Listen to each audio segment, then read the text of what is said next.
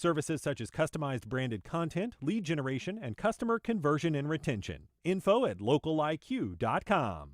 The North Florida TPO is dedicated to transportation planning, funding, clean fuels, and new technologies for a vibrant, resilient, and connected region. More information available at northfloridatpo.com. Baptist Health is a proud supporter of First Coast Connect. Baptist Health, committed to building a healthier community for all of us. More info at 202-4YOU or baptistjacks.com. This is WJCT News 89.9 Jacksonville. Up next, national and local news from NPR and the WJCT News team.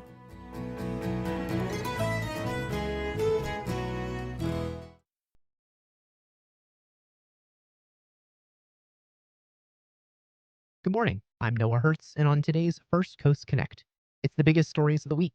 More tenants in the urban core, but downtown Jacksonville still trails the rest of the state. A state lawmaker is accused of stealing FEMA funds for her own personal and political use. The House Ethics Committee reopens an investigation into beleaguered Congressman Cory Mills.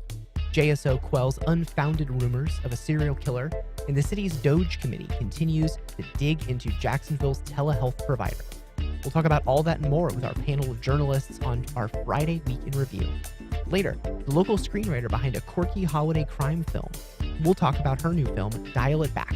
You can join the conversation on air by calling 904-549-2937. You can also email at firstcoastconnect@wjct.org or reach out on social media. It's all ahead this hour after the day's news. Live from NPR News in Washington, I'm Corva Coleman. The U.S. Coast Guard is reaffirming that the display of nooses and swastikas are displays of symbols of hate. That's after a new Coast Guard policy appeared to downgrade the severity of the symbols. From member station WHRO in Norfolk, Steve Walsh reports. As first reported by the Washington Post, the Coast Guard released a new harassment manual which labeled things such as displaying the Confederate flag as merely divisive. The manual also eliminates a standalone process for investigating instances of hate. The Coast Guard pushed back at the idea that the policy had been weakened, but late Thursday issued a new policy saying that nooses and swastikas and other symbols of hate must be removed from all Coast Guard facilities. The Department of Defense has been going through a similar process of reviewing hazing, bullying, and harassment definitions across the military, but has not released a policy. For NPR News, I'm Steve Walsh. U.S. Army Secretary Dan Driscoll is in Ukraine. He has presented a peace plan aimed at ending Russia's war in Ukraine. The plan was drafted recently by President Trump's special envoy, Steve Witkoff, and his Russian counterpart, a businessman. NPR has learned that the plan would require Ukraine to surrender territory in the eastern part of its country to Russia, even though Russia does not control all of that region. NPR's Franco Ordonez says that goes against Ukrainian President Volodymyr Zelensky's position. Ukraine has repeatedly said that they will not give up territory to Russia that it doesn't already control. And in a statement and his evening address last night, Zelensky said that the plan could activate diplomacy, but he also urged caution, charging that Russia does not actually want peace. NPR's Franco Ordonez reporting. India's biggest oil refinery says it has stopped buying oil from Russia. For months, the Trump administration has demanded that India stop purchasing Russian oil. Officials claim India has been helping pay for Russia's war in Ukraine. NPR's Omkar Khandekar has this report. Indian conglomerate Reliance Industries bought Russian oil worth billions of dollars last year. Now it says it has stopped its purchases to comply with the European Union's upcoming sanctions on Russia. The announcement comes weeks after President Trump said that Indian Prime Minister Narendra Modi had promised to stop buying Russian oil. The White House doubled its tariffs on India to 50% earlier this year, calling it a penalty for such imports. India has called the US's actions unfair and unjustified. But last month, Reuters reported that India's other oil refineries also plan to reduce its imports from Russia. Omkar Khandekar, NPR News, Mumbai. President Trump will welcome New York City Mayor-elect Zohran Mamdani to the White House today. Both have heavily criticized each other. This is NPR. Good morning. You're listening to WJCT News 89.9 in Jacksonville. I'm Stephen Ponson. It is now 9:04. A 31-year-old man's been arrested in Dallas in connection with a fatal shooting last weekend in Jacksonville. The Jacksonville Sheriff's Office says Randy Campbell III was tracked to Texas by a U.S. Marshal Task Force when the Dallas Police Department arrested him earlier this week. Police say Jacksonville officers were called out to a fitness center on Sunbeam Road just after 5 on Saturday after reports of a shooting. They found the victim, 24-year-old Cherish Nunley, in the parking lot. This is one of 3 recent murders of women that have led to false rumors of a serial killer in the River City. The sheriff's office says Campbell is not a suspect in the other 2 recent homicides. The Florida Public Service Commission approves a 4-year rate settlement agreement that enables Florida Power and Light to charge customers more. FPL says that the average bill for most of its residential customers in Florida will increase by around $2.50 a month, or about 2%. But officials at Food and Water Watch say FPL customers, including those in Baker, Clay, St. Johns, and Nassau counties, will actually be paying on average over $14 a month more come January. And by January 2028, those bills will be nearly $300 higher. The nonprofit organization campaigns against corporate and government policies that negatively affect food, water, and climate. Opponents of the settlement agreement say they expect to fight the plan at the Florida Supreme Court. A dense fog advisory for the entire listening area has ended early. This afternoon we'll have warm temperatures and dry conditions. Support for NPR comes from NPR stations. Other contributors include Bayer. Bayer is dedicated to delivering breakthroughs that save lives and feed the world using the scientific process. Learn more at ScienceDelivers.com. This is NPR.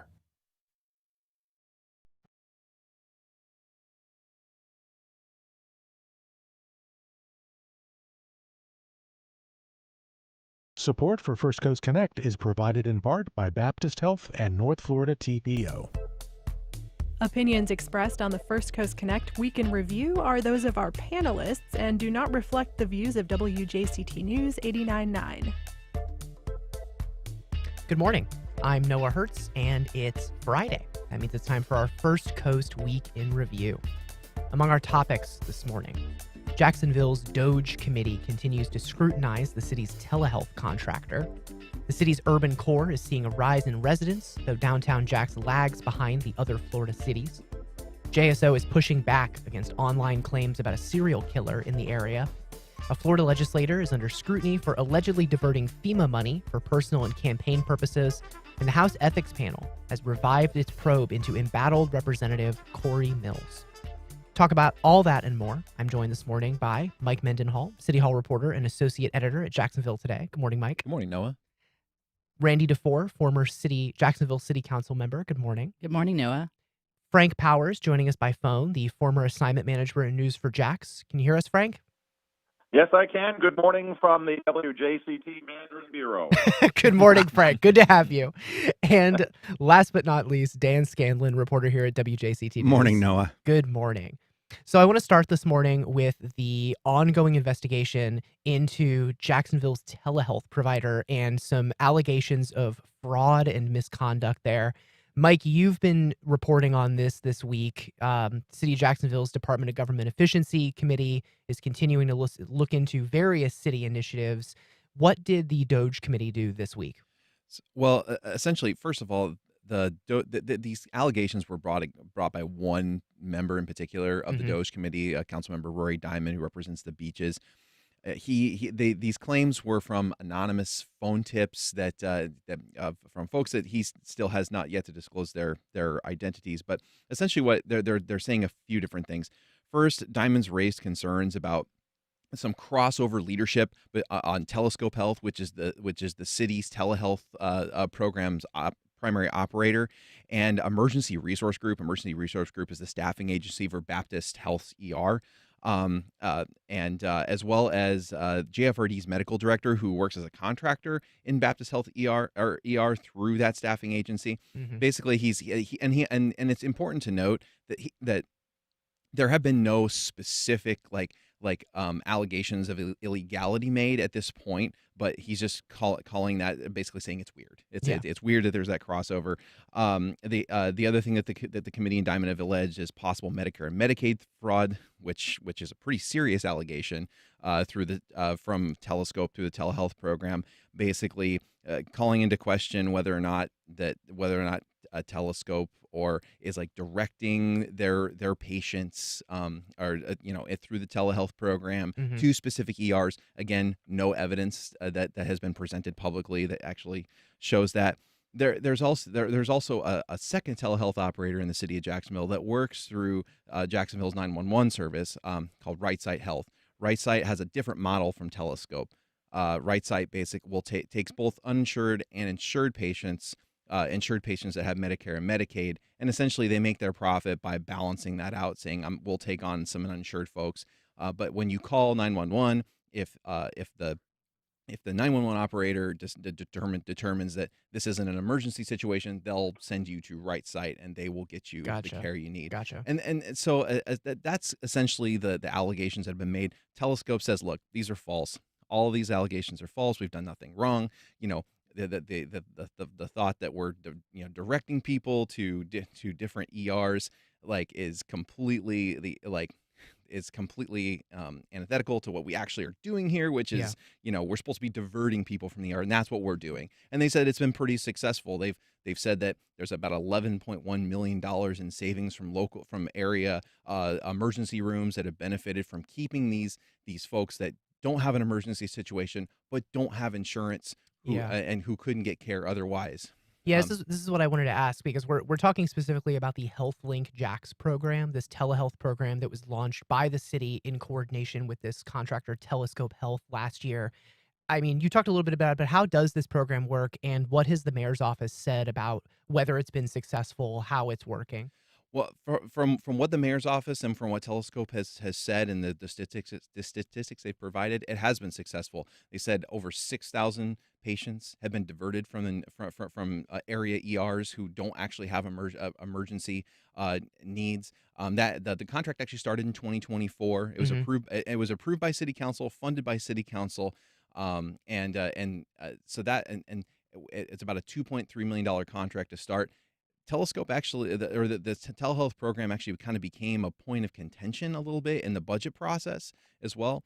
During the city budget process, some of the city council members, and several of which, including Councilmember Ron Salem, are on the DOGE committee, and we tried to completely defund the program and say, look, we don't need this program. It's not a financial benefit to the city. It's just benefiting these hospitals. So they tried to pull back on it and really double down on funding UF Health, which is the city's indigent care operator. Gotcha. Randy, I know you've been following all of this pretty closely here. This whole notion of the city having its own Department of Governmental Efficiency, or DOGE committee, is pretty interesting to me too. And I know that at the federal level, a lot of those efforts have slowed down. But when the DOGE committee at the federal level was really operating in full swing, it was kind of both criticized and celebrated for a very slash and burn approach to closing operating offices and firing people. How does the city's DOGE committee work compared to how it was operating at the federal level? Well, I don't think it's operating at the same capacity. I mean, at the federal level, you have large departments that were closed. Here, they're just looking line item, line item by line item. But in this case, first of all, Mike, great job reporting on this. Great. I mean, I've been following your articles, and it's just so interesting. A couple of things that he did not mention, then, if it's okay, I'd like to mention. Please. On the Right Side Health, what's interesting to that is that organization or that institution that is being represented by Jordan Ellsbury and Lenny Curry by their company. Former Mayor Lenny Curry. Correct. Yeah. And so I think there's a little bit of, I think that they're trying to push out Telescope and bring in Right Side Health. That's really, I think, what the ultimate goal here is, in my opinion. The other thing I think is very interesting on the Telescope Health that Mike reported on was that Ron Salem, a couple of years ago, or maybe it was last year, Mike? 2023, tried to get Telescope Health to hire his LLC. So I can see a little grudge going on there with Telescope Health, maybe from the Ron Salem. And then, of course, I think a head nod towards Lenny Curry and Jordan Ellsbury from Rory Diamond. I think that's probably what we're actually witnessing. Well, let's not forget that Ron Salem, that LLC, is a pharmaceutical supply program. So you'd think that he has some awareness of how insurance works, how health insurance works, how referrals work, how doctor's office works. He's been doing it for years.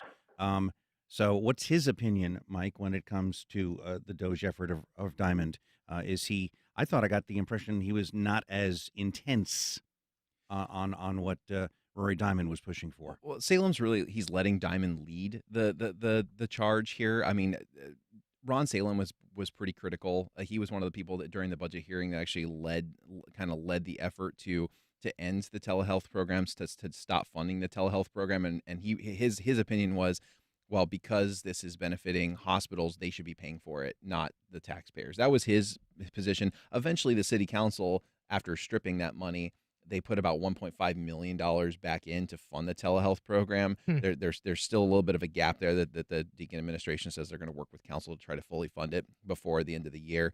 So that was kind of Salem's position. But in the end, the majority of the council won out and kept the program. I love the fact that in one story I read, Dr. Joseph Yossi, our city's emergency health official, says, if they just come to us and talk to us, at a table, we could have avoided all of this and answered some questions. And now apparently we've got till December 3rd, I guess, to get some response. Yeah, that's one more thing, Noah, if I can add. Please. Yeah, so one of the things that the DOGE committee did this week was they are requesting documentation, communications from Telescope Health, from the administration, from the Jacksonville Fire and Rescue Department, as well as Right Side Health and other entities that are involved in this whole situation.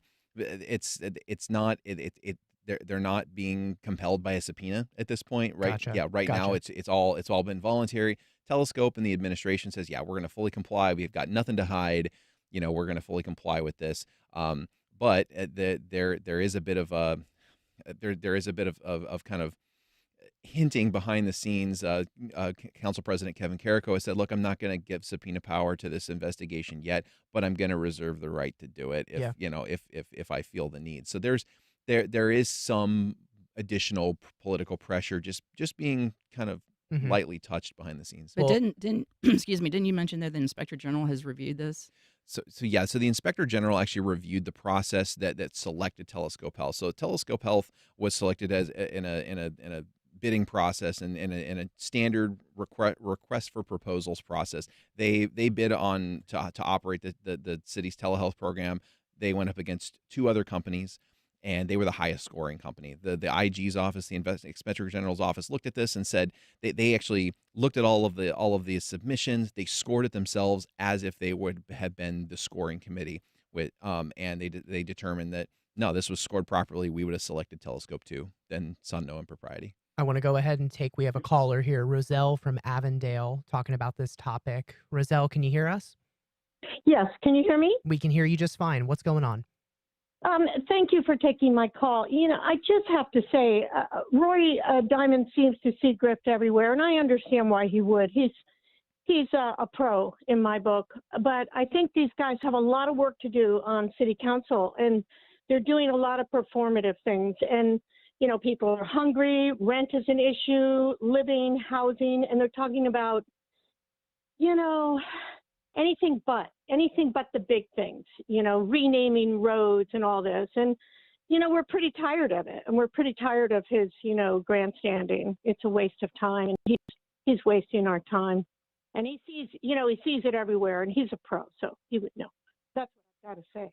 Thank you for your call. You see the irony of what's going on here, right? Yeah, I wanted to ask you, Frank, can you talk a little bit about just the public perception of all of this? Well, Rory Diamond is now questioning Telescope's claim that it saved $11 million to the city by diverting people from unnecessary emergency room visits, saying, where's the evidence? But he persists in his allegations without evidence of fraud and conflict of interest. That list of communications that he's demanded be presented by December 3rd goes back to January of 2023.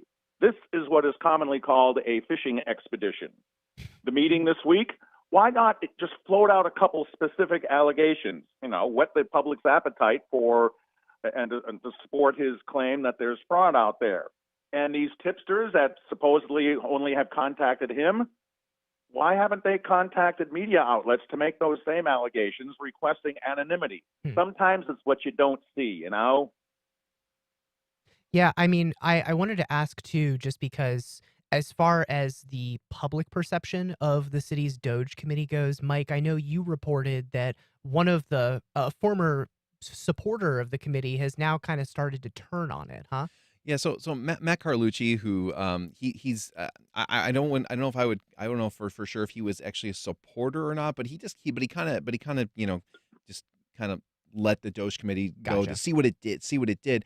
But he came out pretty strongly this week against it. He made a speech at one of the city council committee meetings, and he told us here at Jacksonville Today that, look, the DOGE committee has, in his view, has become a political tool. It's basically become a political attack dog for some of these council members who he notes are likely seeking higher or different office.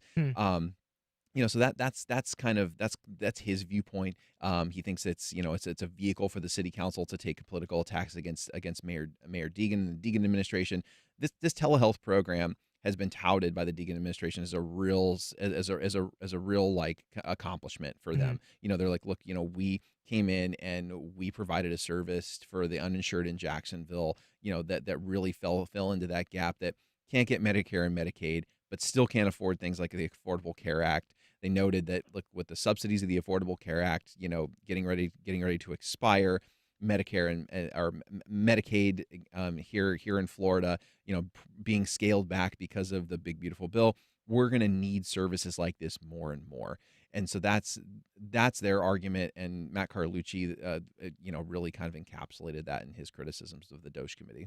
If you're just joining us, we're talking this morning to Mike Mendenhall, Randy DeFoor, Frank Powers, and Dan Scanlon about the week's news. You can join the conversation by calling 904-549-2937 or by going to firstcoastconnect.org to find all the different ways to contact us. We have another caller here. This is Stephen from the Beaches. Go on ahead, Stephen. Yes, I was just going to comment as soon as I heard about this effort against telehealth, you just hear the names: Rory Diamond, Ron Salem, Carrico. These are the far right of the city council, and they're all positioning, or at least some of them positioning themselves not only for their own gain, but for maybe a position as with Right Health with the Curry administration. This is just pure politics, as far as I can tell, without any evidence. They're going through this whole process and costing a lot of money to these places to try to prove their innocence. And it's just that game again. It's the anti-Donna Deegan faction somehow trying to hurt this current administration. Thank you for calling, Stephen. I know, Randy, that's kind of what you were getting at before, right, about the political factions here. Is there a sense that this committee, like Mike said, Matt Carlucci noted, is kind of specifically just targeting things that Mayor Donna Deegan has championed? I do think that that's where it's landed. I think they have used it as a political weapon, and quite frankly, that's a misuse of power. Well, look, I think we're gonna move on from this topic and move on to keep the focus here in Jacksonville, but we're gonna move towards downtown. There was a new report out this week about the state of downtown Jacksonville.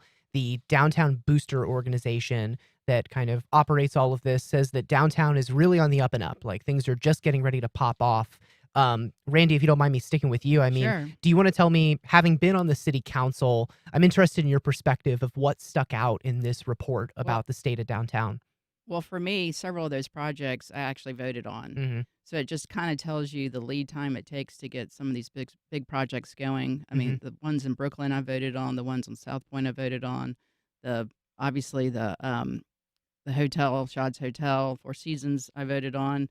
And I think it's really coming together. I mean, it when you drive down, as you know, or we had to drive downtown to get here, it really is amazing how many cranes are in the air, and the process and that we're seeing. I also, in my past, used to do developments for Regency Centers, and Publix was one of our largest grocers that we would develop for. And to hear that a Publix is going downtown is huge, because Publix will not go anywhere unless there are enough rooftops. So that is if I could just, emphasize what a big deal that is, it shows you that people are coming to downtown, and we have made a significant amount of progress. Yeah, Dan, I wanted to ask you, I know a big focus of this report is that there's a lot more people moving and living downtown. So there's going to be a lot more activity of people there. There's definitely a sense, it's just numbers-wise, that Jacksonville downtown is really developing, really going for it. And But I know we've been saying that for a while. everywhere you go, from the Prime Osborne, where UF is going to put its facility, all the way to literally almost where we are here at WJCT, you're seeing apartment block after apartment block, condos being built. The Rise Doro, bless its soul, burned to the ground and is now being moved in again, immediately moved Rising in. from the ashes. I've got the long view here. I got 45 years as a journalist here, and the old saw used to be, we're 10 years away from 10 years away. To see cranes, as Randy said, to see the cranes on downtown, see the development in Brooklyn, to see what's happening around the Friendship Fountain, and the fountain itself is amazing, because I will tell you, there was a time when there was a shipyards project where there's basically grass, and it was killed. One of the reasons being, the JTA is not going to expand the Skyway Express to the stadium. Things came and went. Ideas came and went. Heck, when the Landing came in the 80s, my gosh, that was the renaissance of downtown. And a hotel got built and an office building, and then nothing. And the Landing deteriorated. There was a warehouse where the Landing is, where that park is soon to open. A warehouse. There were some seedy bars down there. I can remember literally in the 80s. It was not a place you hung out unless you had to go to the Wells Fargo Tower or whatever they call it. So literally, it's amazing to see this. And don't forget, you not only have what the cranes are building, but you have some new restaurants and bars, such as that stretch there where Decca is on East Bay Street. You have some new restaurants coming in. Not as many. The primary thing that I think of is where there used to be a Starbucks, which then became Superfood, which then became Lily's there on the corner downtown, is gone again. So that's your transients happening there. But if we can get more restaurants so that you have that neighborhood feel like Five Points does, like Riverside does, I think the residents will have a reason to start moving in, and some businesses, and you'll have some cool, maybe small level offices built with their owners living upstairs like they used to in the 40s in some neighborhoods. Frank, I want to get you in here too on the phone. I know you've got that. You have a perspective too from having covered this area for some time. Like Dan said, I know the city, people living here have been saying for decades now that Jacksonville is just about to blow up. It's so close. Is there a sense that is maybe finally happening with all of the expansion of development downtown? Yes, I think the joke was along lines Dan was saying, that we were a city of downtown rendering. And they were at the news conference, remember the Needle? They would show renderings and nothing would happen. But it does seem that finally we are on the cusp of a golden era of development downtown. The DVI report, which comes out every year and a half, said that there are about 9,000 residents downtown, and they got 3,000 more housing units in the works. So steady growth seems to be what they're expecting. You've got the UF Graduate School that's going to be going in there, and that's going to be a huge economic impact with its Florida Semiconductor Institute, the Stadium of the Future, Pearl Square development with the Publix. My question is, when is the developers of the Laura Street Trio going to get going and add to this momentum? That's a good question. Mike, do you have any idea of that? So kind of where my understanding of where this lands right now is the current owner of the Laura Street Trio basically is kind of in a holding pattern. Another group, Avant, has come in.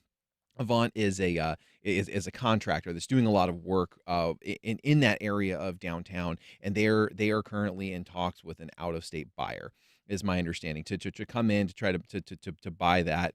A lot of this reporting is from our news partners at the Jacksonville Daily Record. A full disclosure there, and so that's kind of where that's sitting at. But that project, is Frank is absolutely correct. Like, that project has had so many stops and starts. I'm sure Randy remembers on her time on council, you probably voted on a couple of these incentive deals that ended up not materializing into anything. But the whole plan from all along was to turn that into a mixed use project with hotel, apartments, ground floor retail. There was talk at one point of a bodega, which, as a downtown resident, I can assure you is very, very much needed in that area. So that's my understanding of where the trio stands now. So there's some possible progress, but the Downtown Investment Authority does see that property as kind of as an essential linchpin that needs to be redeveloped, because it's right in the heart of where all of this connects. And City Hall must have some belief that something's happening here, because, as you may or may not know, we have a marine fire station that had a groundbreaking just a week ago. But as part of that, they're going to add a ground component with fire engines and rescue units. So there must be some belief that you need a little extra coverage in downtown. And then let's not forget, you just had the pretty much final public meetings for the Metro Park, which means in about a year, that property might start some phase of development. And then Shipyards West, which is going to be a rather nice multi-use park next to the USS Orlick, is also in its final design stage. So there's development on the city end just for some open park space to lure you down to the waterfront. I want to talk, too, about some other elements in here that are maybe a little more embattled. I know one element of the report talks about the Neighborhood Autonomous Vehicle Innovation Program, the NAVI program, the autonomous buses that you see driving in downtown Jacksonville. There's also talk of a lot of office spaces, but I know that there's been reporting, especially from the Daily Record, that a lot of those office spaces are left empty. I'm interested, Mike, especially with Navi and how that fits into all this. We might be getting more people, and there's more opportunities for people, but is there a sense that there is movement downtown? You know what I mean? I think there's definitely a sense that there's movement downtown. I don't want to gravitate too far back to the DOGE committee, but they had that the NAVI and the JTA's Ultimate Urban Circulator autonomous vehicle program is one thing that they're looking into as far as they think there's too much cost involved. But the simple fact of the matter is that, clearly JTA thinks that there is going to be a need for more mass transit downtown. That's why they're doing this Skyway conversion to turn it into this autonomous vehicle program.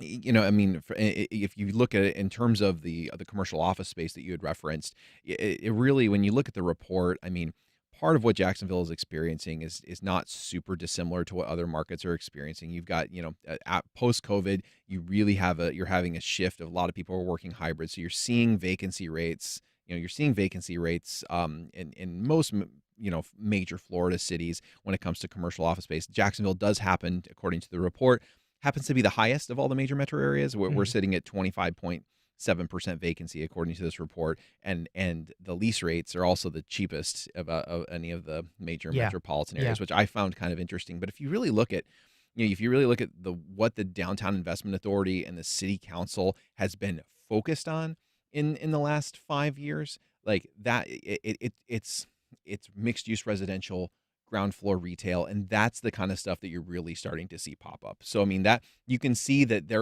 that what is materializing has really been the focus, and riverfront parks, public amenities, those kind of things. So when with what the city has been involved in and what they've been incentivizing developers to build, those appear to be popping up. Navi's a nice idea, but with less than 100 people a day riding it, and it's limited use between basically Water Street and here.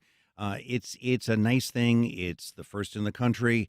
It needs the link to San Marco, where more residents can grab it to come downtown. It needs to be used on weekends and nights, some nights, so that you can get to events and park in a parking garage in San Marco. That, I think, is when it might actually start taking off, and maybe it becomes the model for the rest of the U.S. Right now, it's a novelty. It's in its infancy. I'd love to see it develop, but I do understand how many millions of dollars for that phase to get the Skyway tracks fixed and get it over to San Marco. I don't know. I think it's $240 million. It's tens of millions of dollars that they're still asking for amid investigations and accountability questions. And you're going to need to convert the Skyway Express tracks with long, big ramps so those vehicles can get up and down. It's going to take real estate. There's already some complaints about the one-way streets that have been done downtown and the limited parking that is now resulting because of the way they've designed it. So I'm thinking there's going to have to be some mind shift for Navi. I'm a New York City kid. I took mass transit everywhere. I would love to be able to use mass transit in Jacksonville. I have literally, in 40 years here, never had a reason to take a bus except to go to a football game from one of the park and rides. That's the only time I've been on a bus, and that needs to change because I miss being a strap hanger, as we'd call the folks who'd hang on a subway and go someplace and know we'd get there. Frank, you made your comment about Jacksonville being the city of renderings. We got an email from Mark who says, speaking of renderings, I think it'd be cool to have a renderings gallery at Mocha or the Commerce so people can harken back to the LERP and other ideas that have been drawn up for the city. That could be kind of interesting. If all these renderings have been drawn over the years, it could be interesting to know what we almost had. Actually, Jim Piggott did that story a year or so before he left. We were talking about the same thing there, and he went into the archive section at Channel 4 and he brought out all the renderings, and he did a story. And this is after there was another issue with the Laura Street trio, unfortunately, and he said, oh, these are all the plans, and he just ran through in there. And then he went out to all the places where buildings had been torn down and said, and this is where we are now. Wow. Empty field, empty field, empty field, empty field. Feeling a coffee table book. Remember when the first Duval County Courthouse plan was dropped because it was too expensive? The following year at the Gingerbread House Extravaganza, one of the displays was a square of chocolate gingerbread and nothing else, like a dirt field, and the sign was Duval County Courthouse. They then built it, is more expensive, and unfortunately, the delay killed one of the best delis in town, Warman's, which was right across the street. They couldn't hang on any longer, and so it's still an empty lot. There's nothing being developed there. Well, I think this is a time to celebrate. With Donna Deegan took a lot of the information. I was on the JEDC when John Payton was mayor, and it was that time that we realized we needed two-way streets because we were just highways through downtown. So in order to make it more pedestrian friendly, and let's give her credit. I mean, she took that information and made it happen. Though it is, I agree, it's a little frustrating at this point. Well, now we're going to have the outdoor dining, which does work nicely with the way they've redesigned those streets. So that could be a double plus. Absolutely, the Civic Council has done some, reporting that Jacksonville will be the fastest growing city in the state of Florida by 11%. Wow. So it's going to beat out Tampa, Miami. So, I mean, it's coming. And what's happened in the past is that when you got new mayors, they were like that. They shelved those ideas because they wanted to do their own ideas. Again, Mayor, Deegan has built on what was, done before her.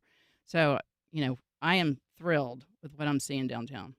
I want to change gears here to just another news story this week. I mean, in a matter of just 3 days, 3 women were found dead in Jacksonville. And more information has come out about that since last night. But despite some social media buzz, JSO had to come out and confirm or strongly deny the idea that there was a serial killer at large in Jacksonville. Frank, I'm wondering if you can tell us a little bit about all of this, these 3 people who were found dead. It didn't used to be like this, that media outlets would get stampeded by stuff, lack of a better word, that was thrown on social media, but that's what happened. Mm-hmm. All these 3 women, unfortunately, are going to wind up being the victims of domestic violence. 1 arrest was made, as they referenced in your newscast at the top. That was the young lady down in behind a gym on Sunbeam Road. They arrested her ex-boyfriend, from what I understand, down in Texas. Mm-hmm. Ms. Felton, whose body was found under the bridge by the Ortega River, that's already listed as a murder on JSO's website. No arrest yet. But again, that's what I understand, going to be domestic. And then the woman yet identified in her 50s in a rooming house on West 14th Street, she also had some domestic issues. So nothing to connect any of this, but that doesn't stop people from speculating on social media, and then the TV stations went with it. I will tell you that the same thing is going on in Houston and in southern New England. In Houston, you've had a number of bodies who've been pulled from the bayous, and people are saying, oh, there's a serial killer at work. And police down there are saying, no, it's people who are getting impaired and falling into the water and don't know how to swim. Jeez. In southern New England, you've had 6 or 7 people turn up dead in southern Massachusetts, Rhode Island, Connecticut, and again, you have online speculation about a serial killer, and police again saying there's nothing to suggest any of these are connected or are even homicides. It's just the era we are in right now, and unfortunately, it speaks to a lack of trust. Well, Frank, correct me if I'm wrong. I got 40 years of coverage in this area, and a lot of it was cop beat. I do not remember any serial murder issues in town, and the way JSO handles. There was one in 2002, and we can talk about that. Okay. Paul DeRusso, Yeah, Frank, I wanted to ask you about But JSO would have, I would think, being so socially media cognizant these days, have sent out something saying we're looking for this because this person matches, whatever. Right. They're certainly not shy about telling you about the fact that there's been some serial burglars out there, that there's people who are hitting auto parts stores and they show a security camera. So I would think, and incidentally, the state attorney's office also did not issue a statement, but I think they realized there was nothing to talk about. Frank, I'm curious. We had Tom write in. Tom says, with so many unsolved murders in the city, how could the Jacksonville Sheriff's Office possibly know whether or not there's a serial killer? I mean, you mentioned that there was a serial killer here in Jacksonville in 2002. What is an indication that these were just, I know you said these are separated domestic issues, but what was the distinction there from this prior incident where there was a serial killer? Well, 2 of these women probably are going to have died from gunshot wounds, and I can tell you from experience, serial killers don't use guns. Why not? Makes too much noise. Back in 2002, and that wasn't a great time for JSO because after the first 3 young girls turned up dead, they knew for sure from the forensic evidence at the scene that the same guy was doing it. And again, the community was worried that there was a serial killer. The then chief of detectives held an impromptu briefing at the police memorial building saying, no, we have no evidence to believe that any of these killings are connected. When at the time, they not only knew they were connected because of what the crime scenes looked like, but they had a name, and that name started out with a taxi driver named D, and that turned out to be Paul DeRusso. Wow. 2 more victims showed up, and then finally he was arrested. JSO subsequently defended its actions, saying, well, we didn't want to alarm the community then. Well, the community was already alarmed. And then a 6th victim was attributed to DeRusso. She was actually the first from 1999, Teresa Mack, and he was tried and convicted of the 6 murders here in Jacksonville. That was the only time he went to trial. He was convicted, got a death penalty, but it was overturned on appeal, and now he's serving life without. So they are out there. They're rare, but nowadays, anytime a few deaths happen at the same time, people are quick to say serial killer.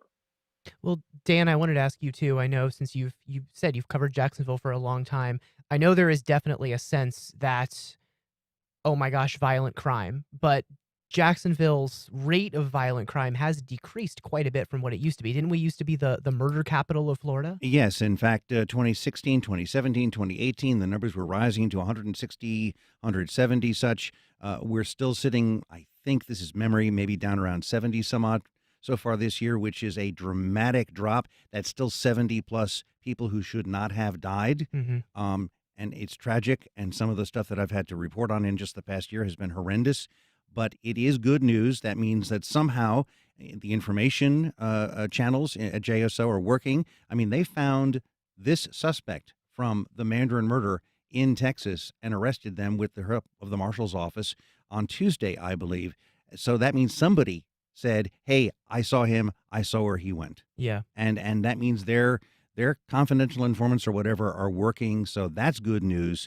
The sheriff's office is always very quick to announce these things because literally as I was looking at this copy, these notes, comes the email last night of that arrest, and I wrote it up so that we had it on the air this morning. So it's there. The sad thing is one of these 3 victims actually used to hang out in my neighborhood as the girlfriend of somebody near me. So that's how close some of this gets. Yeah. So just, wow. And it's tragic. I don't remember this person that well, but then again, but the fact that it's that close and that all of us, our lives are touched by this and all of this tragedy happens. 70 some odd murders is a nicer number than it was 10 years ago, but it's still horrible. Yeah. I want to touch on one more topic here in our last couple of minutes. A couple of Florida representatives in Washington, D.C. have been in hot water this week and drawing lots of attention. The first one is Sheila Sherfulis McCormick, who represents part of South Florida. She was charged with allegedly misusing federal funds, federal emergency funds to support her own campaign.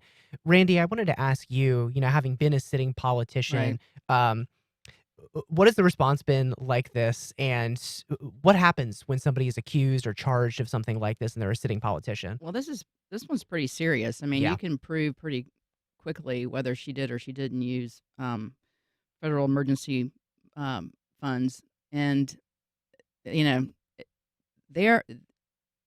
have to be so careful about your political finances. Mm-hmm. So to me, I think she's in trouble. I know we were talking not just her, but there's also Representative Cory Mills, who represents part of Central Florida, who there is a subcommittee that is looking into some alleged misdeeds of his too.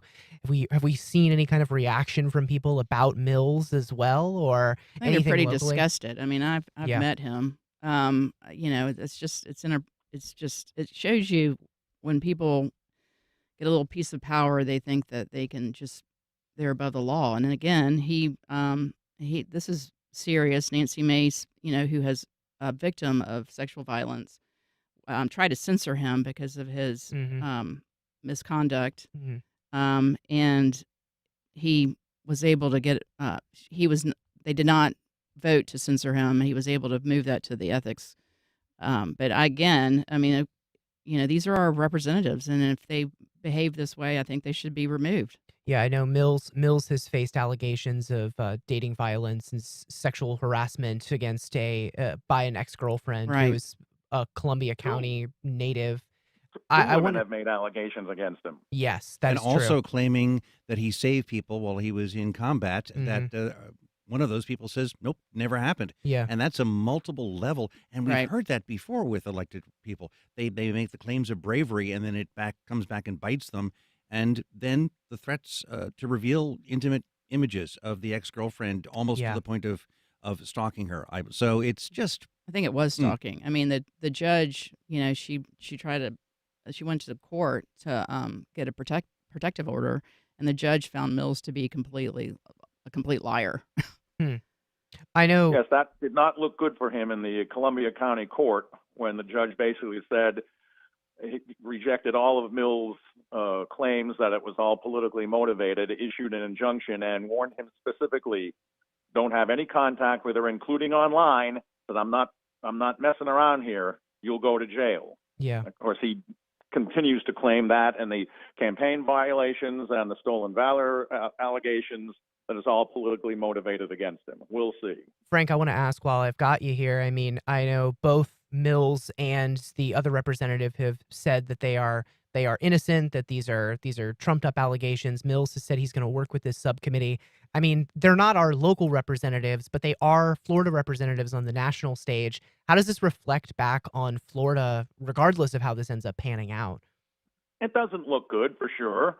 I believe there's already backlash against Mills in his district, and he's going to face a challenger. I was not aware of the Southern Florida Congresswoman until her indictment came out, but you read the report there, and the money trail, as Randy pointed out, is pretty clear. She even claimed she made almost $6 million more than the previous year, and there was a house ethics investigation there. They said that her company, which I think was Trinity Healthcare, had refused to pay back almost $6 million in overcharges and refused. And then there was a lawsuit, and now we've got criminal cases. So unfortunately, we've seen this before. Remember Corrine Brown, how long that dragged out. And we seem to be heading for one criminal case against a a Florida congressperson and maybe another.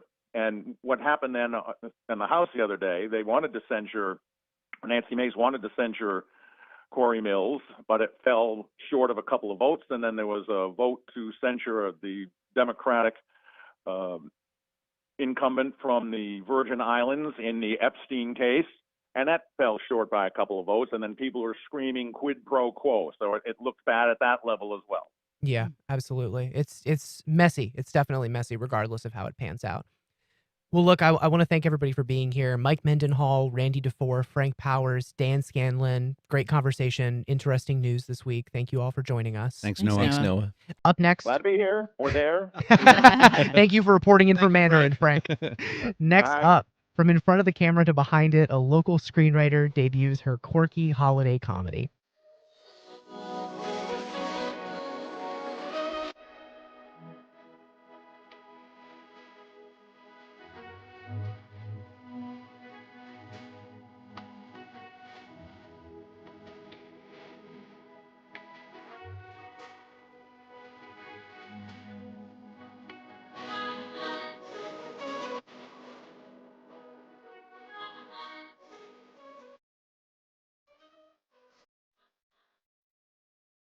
Terrell Hogan Law.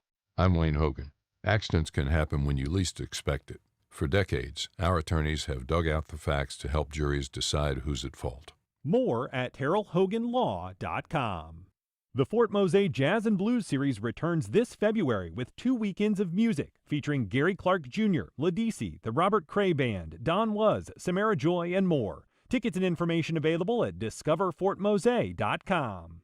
WJCT Public Media is supported by the United Church UCC DOC and Quakers in St. Augustine, an open and affirming community rooted in social justice. More information at uccsa.org and staugustinequakers.org.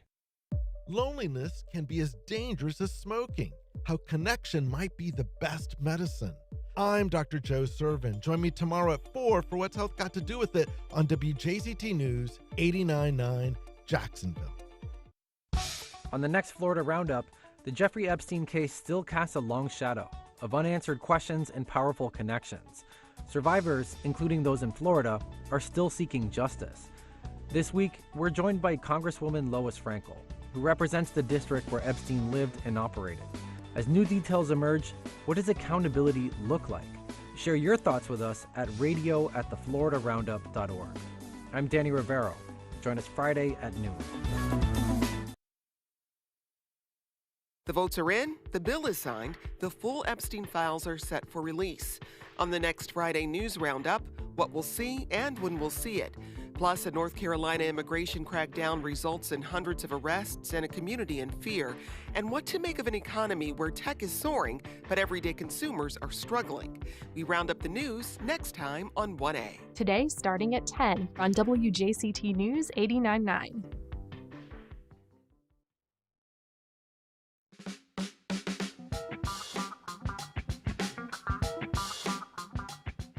Welcome back. Blended family dynamics, Christmas chaos, and a run-in with mobsters. A Ponte Vedra screenwriter's new film takes a holiday break from the season's traditional cinematic offerings. Here to tell us all about it is Erin Kiefer. She's the screenwriter of a new film called Dial It Back. Erin, thanks for being here. Thanks so much for having me. Look, I want to ask, just to start off, how did you land on kind of such a wacky storyline for this movie? Did your own experiences shape this at all? Maybe not the mobsters, but... Yeah, absolutely. Everything I write definitely stems from some kind of personal experience or thought. And this one was particularly close to home because it was about, second marriage, newlyweds. I was divorced. I'm now remarried. And how do you blend the stepkids, Mhm. And so I was just always thinking, you'd be worried if they didn't like each other, but then what if they really liked each other? What do you do and what does that look like? And then I just kind of let my imagination go from there. From a screenwriter's perspective, because I know you've got a good bit of experience writing award-winning screenplays, how do you balance really disparate topics, I suppose, of crime caper and comedy? How do you make that work? That's a good question. Well, I wanted to make it either an action comedy or a crime comedy because it just makes it more interesting. And with streaming, it definitely lends more to the international audience if you can make it not just the comedy. Mm-hmm. So with the mobsters, I always just try to give everyone kind of a quirky trait, Mm-hmm. so they are also comedic. Yeah. You know, It's kind of like Home Alone, and that's a classic. Yeah, I was so, just yeah. gonna say. I would say this movie, if like the Home Alone movie and National Lampoon's Christmas Vacation Mhm. had a baby, dial it back, it would be that baby. And then that baby's parents got divorced Right, and remarried. right, Yeah. and then it's the second marriage. Yeah. So, since 2019, you've won over 200 awards and recognitions for screenplays you've written, but this is your first feature to be picked up on a major streaming service. It's on Amazon Right. Prime. How are you feeling about that? I mean, what's the thought? I'm really excited. I'm now realizing there's so much content. It's actually a full-time job just trying to market it and Mhm. say, hey, I've got a movie out there. And before it was just trying to get the movie made. And now Yeah. it's like, wow, okay, how do I get people interested in it? I'm hoping, over the holidays, people will watch it. It's a really easy, fun, kind of zany watch you can throw on. It's definitely different than the Hallmark movies. So I'm hoping it'll be like a little more of a, I don't know, something different. And if you've exhausted all of the Hallmark movies too, Yeah. then you've got something else to watch. Yeah, exactly. I know you've got some experience acting as well, as you graduated from school and you took classes in acting and writing. But I'm wondering a little bit, luck and timing. That's one thing you've said kind of factors Right. into all of this. How do you feel about that? I mean, you've written a lot of screenplays, but this is your first major one. Right. How does all that work in this industry? That's a good question. There's definitely not a linear path, and I think that's the hardest thing about trying to do anything creative is there's no A to B. Like, okay, I'm at A, how do I get to B? Yeah. And there's no real answer, and you just have to kind of try to do everything you can, and then at some point you kind of ask yourself, is this worth it? Am I happy? And I think that if you stick with it, definitely luck and timing will play in, but if you stick with it, at some point things will come together and you'll end up with a product that you're proud of, hopefully. After Dial It Back, what's next for you in this world of showbiz? Well, we actually just wrapped another production. It's called Love Me Times 3, and it's another comedy. It's not holiday based, but it's in post production, and I'm hoping it'll be out next year. So that's kind of the next focus. That's really exciting. Thank That's really you so exciting. much. I mean, do you have any advice you would give to people who are really interested in trying to break into screenwriting, the showbiz world? I would just say stick with it. I think that everyone has a story, and I think that there's so many platforms now and different ways to tell them. I started out thinking that acting would be my way to express my story or myself, and ended up writing. So I think that you need to be open to different mediums, because what you start out thinking is the best thing for you might be just a path to something even better. Very cool. Well, Dial It Back is streaming on Amazon Prime Video and on Tubi. Yes. Erin Kiefer, and I want to thank you so much for joining us here Thank you so much today. for having me. Absolutely. That's our program. Thank you for listening. If you missed anything, you can find all of our past and current shows at firstcoastconnect.org. While you're there, you can sign up to get daily show news included and a breakdown of upcoming guests and topics delivered to your inbox every weekday. If you missed anything, catch our rebroadcast at 8 o'clock tonight. You can also find our entire archive on the FCC YouTube channel at WJCT.org and on your favorite podcast platform. And don't forget to listen Saturday at 4 when neurologist Dr. Joe Servin delves into the surprising ways isolation affects the brain and how the gratitude and connection can restore it. First Coast Connect is produced by Stacey Bennett. Our associate producer is Isabel Casapow. Our show is directed by Brady Corum, and our theme music is performed by Club de Belugas. Join us Monday when we talk to the local amusement park giant behind new dark rides for zoos and aquariums. I'm Noah Hertz, and you've been listening to First Coast Connect on WJCT News 89.9 in Jacksonville.